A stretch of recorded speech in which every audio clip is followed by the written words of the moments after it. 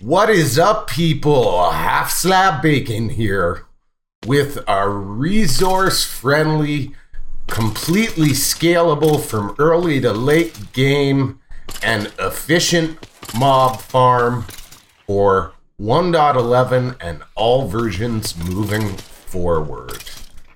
This thing is easy to build. You can start small and simple or even go all the way to world height. Once you've got the first floor in, it is completely scalable after that. It even has an on-off switch. So guys, shall we get started on how to build it? We'll just go ahead and flip this off so we don't have all those pesky mobs, and I'll show you. This is a couple seconds, just long enough for me to hit record. As you can see, they chime in pretty quickly. So, to get started, guys, this farm is best built as close to bedrock as possible. You could build a tower above ground if you wanted, like this. However, the mob spawning will work best if you start closer to bedrock and break surface with additional layers. That's simply how the mob spawning algorithm works. Now, I've gone ahead and I've cut a slice to show you just how simple this is. It only uses 14 trip wires and 5 droppers per layer and 5 trap doors. The redstone on the back and the sides is extremely simple and has safeguards in place to guarantee that none of your droppers get stuck due to bats flying in and out or spiders climbing up and down. On that note, it should be pointed out that as it gets chiming, you will see the odd spider that, survives the fall down. 9 times out of 10, they will crawl back up, get knocked back down. These water streams on the edge and the trapdoors are there to guarantee they don't get back up on the spawn platforms. They simply get stuck beneath the lower one, and eventually another mob will knock them off and back down. Or, worst case scenario, they simply despawn when you leave the area. Of course, you'll see the odd guy with feather falling that survives the fall, but again, just let them despawn when you leave the area. Now, the modules work lightning quick and will automatically dispense and recapture the water as fit. And one simple button on the bottom turns the whole thing on and off. To get started, guys, I highly do recommend building this underground. That's what I did. To give you an idea how efficient it is, I use 5 floors in my single player world, and that is more than enough for what I need. Now, in a multiplayer server, if you wanted to feed the entire server, I would say 10 floors built in the spawn chunks would give you absolutely enough volume to keep everybody happy. The only real kicker early game with this, you can start with 1 floor and then build up from there. You just need to get enough string, but that should be accomplished with a couple of caving sessions. Now, in terms of space, you're going to need a 20 by 12, 20 wide, 12 deep total area to build this in. With building underground, the simplest way, and I'm going 1 block above, you could start at ground level. The simplest way is to go ahead and start mining out a 15 by 2 area inside, not counting this first block. This is where your window is going to go, and you can go ahead and put your window in as high as you want, 3-4 blocks. Keep in mind, from the drop, you're going to want 15 blocks from the bottom floor in solid blocks to block any light from affecting it. So a 2 or a 3 is good for most worlds. You can go higher like that, like I did, if you really want. Once you're done that, you're just going to want to hollow out the ground section like so. to place your hopper collection. And then you're going to want to go 7 from either side. And if you're just running into one chest or a bed of chests, put here, or you can have them go into a storage system like I did in my single player world. Now from here, you're just going to want to add your hoppers on either end. Of course, you don't need to use iron, guys. I use it for tutorial purposes because it's clean, it's easy to count, etc. And it goes well with glass. So once you get your bed of hoppers in here, and you're going to want to do this first before you dig up, because as you work up there and you drop items, these will collect them for you. You can go ahead and put some carpet down if you wish. Any carpet of your choice. This is going to do a couple of things, so I highly recommend it. One, it's going to stop spawns on the bottom. You could light this up on the back if you wanted to as well. And 2, you can pick a carpet to blend with any decorative block you want. Now, if you are concerned about, the spiders and that, you can hollow out the back end here and put some trapdoors, like a trapdoor wall, and you can put iron golems in here, and they would attack them for you, but I really don't find it's worth the effort. So from here, you're going to want to put your glass wall in. Now, your first floor, you're going to want to go either 29 or 35 blocks, somewhere in there, minimum of 29, to go ahead and kill the witches that'll spawn in here. Everything will spawn except Enderman. Okay? Very important. And then you're going to want to go the 15 long, matching, and 7 blocks back. Alright, so once you have your 15 by 7 hole hollowed out and lit up, obviously if you're underground you're going to be lighting. This would be solid blocks. I left it glass for the purpose of the tutorial just to make it easy to see. Very important, guys. Very important. Now you're going to want to start 1 block off of the wall, and you're going to want to go ahead and put a dropper. So 1 off from the wall, and then 2 blocks apart from each one from there. That's it. That's all. Nice and easy. You're going to want to put water buckets in each one.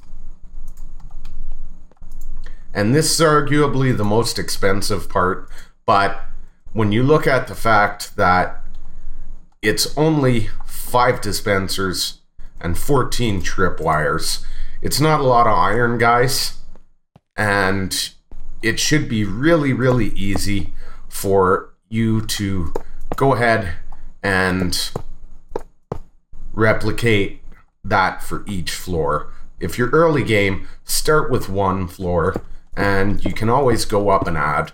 I'll show you how easy it is to add after. So you're going to want to put your tripwire hooks down on either side after you've got all your water in, and then you're going to want to go directly across from your dispensers, and you're going to want to shift click,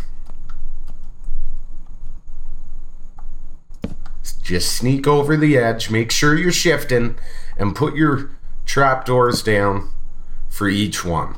Now it's very important you do this in this order, guys. You don't want to have to go in and flip these back down after the fact. Once those are down, you can just go ahead and do this. Those are going to control the spots where the water goes over the edge, and that water blade is going to help push the spiders all the way off the edge, even when they're trying to climb, and it will also, in addition to the trapdoors, prevent them from climbing onto other aisles, other areas. You can go ahead and you can place your tripwire, which is easily accomplished just by looking at the block above your head for each row and just going like this. Once all your tripwires are in place, you're going to want to hollow out a back end that looks something like this. Obviously, behind this block, this would, be solid.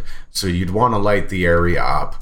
You're going to want these blocks to run the distance of these dispensers, and these blocks to run the distance of your tripwire. You can double check by punching these blocks out to make sure it lines up. Do not punch the top one. You'll wreck your tripwire. Now, once you've got all that laid out, you can run redstone wire for the length of the tripwires on this side, and you can go ahead and run redstone wire from the length of your dispensers on this one. Now, it should be pointed out, you can make this thing longer than 15 long. You could go, 25, 30, whatever, but you're going to run into the 15 block redstone wire limit and start having to add repeaters. Now, in that case, you would want to make sure to place your repeaters before or after one of these guys, ideally after because of the 2 block gap, etc., or just before. Make sure not to put it over top of the dispenser, because then the block underneath will not receive power. I find it more than efficient enough at 15 long, but it is scalable. Do what you want. So put a couple blocks here to make sure you're not accidentally wrecking all your redstone with water, and go ahead and place a repeater here. From here, you're going to want to come over here, put a block there, one there, one there, one there. Okay? Okay. Then put a redstone dust here and here. Go ahead and take a couple comparators, place one facing that way, one facing that way. What we're building here is a comparator clock. It's going to make sure this thing fires on and off in sync, and that pesky bats and spiders moving around can't screw it up.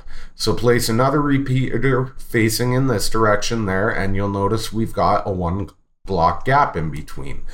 Now you're going to place an observer from this side, so the power heads in this direction going this way, and you'll notice that fired off our farm. It went off twice there because it was removing our torches. Now that you know it's in the off position, it's safe to close up. Go ahead and close it up. Final note, just make sure all of this is well lit with torches before you proceed, so you're not getting mob spawning up in here, okay? In your little service area up in here. From there, you're going to want to come to this redstone wire, and you're going to want to dig out a 2x2 hole all the way back down to where your kill floor is. I did this in MC Edit already just to save time, and of course you would want to dig down and then place your ladder back up. But again, MC Edit. Go ahead and punch these blocks out here and have a look at where our kill chamber is.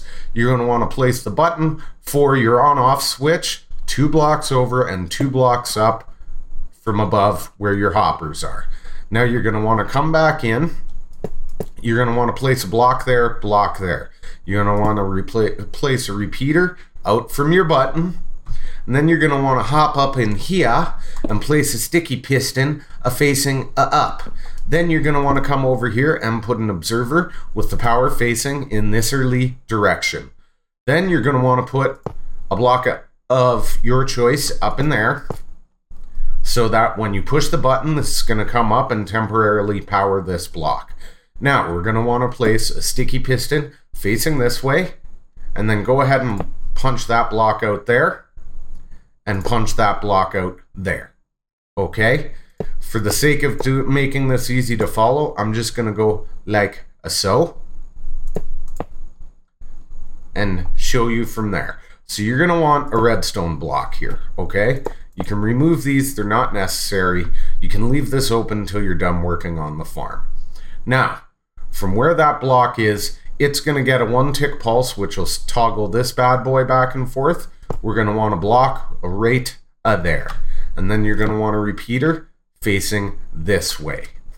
Now, we're going to want to go all the way back up and work on our torch power from here. So, from up here, if you notice where everything is, when you get to the top of your ladder, place a redstone repeater facing into this wire, and this is where your torch tower is going to come from. Dig all the way back down till you get to your repeater, okay? Again, I'll punch these blocks out just to make it easy to see for a reference point. This is where we're going to start our torch tower. So you're going to place one there. In survival, obviously, it would be easiest to just kind of, you know, punch this wall out as you go up and tar pillar up with blocks, filling it back in as you go. In creative, we can just, you know, go like this. Okay guys, so once you're done, you should be back up at the top with the torch from your torch tower in the on position, facing directly into your repeater, powering this. Just a quick note, there's your torch tower, what it would look like going up inside of a cave wall or stone wall or whatever, or on the side of the build if you did it above ground from your repeater down there. Now, one thing to note guys is, this is going to be, when this redstone power is powered, your off position, but you notice we do not hear any water.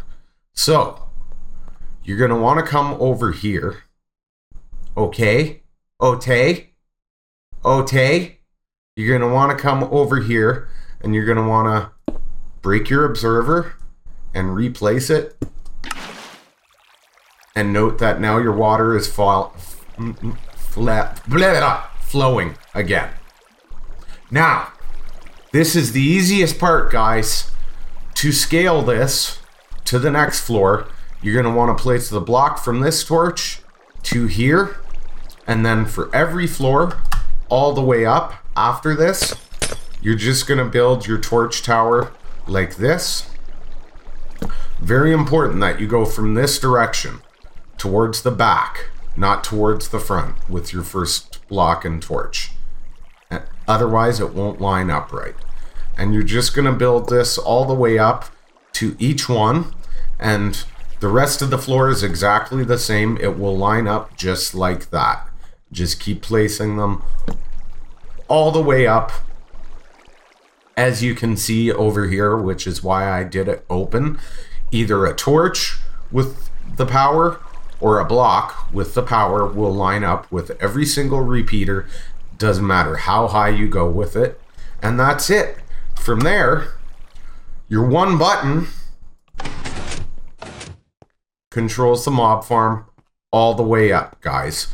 So you can stop at that one floor and take your time to gather more resources, because now you'll be getting all the string you need. Or you can continue to build multiple floors at your leisure. Just make sure it's off when you're up there working for simplicity's sake. And then you're ready to rock, guys. The more floors you add, the more mobs you'll get. So build it to your liking. I hope you enjoy. As always, smash that like if you enjoyed the tutorial, to help others like yourself who might enjoy the content find the channel. And if you're new and you haven't already, hit that sub button for more videos, peeps. We do awesome stuff like this all the time. Especially in my LP series, where I'm kind of nuts with farms. Thanks for watching. Bye.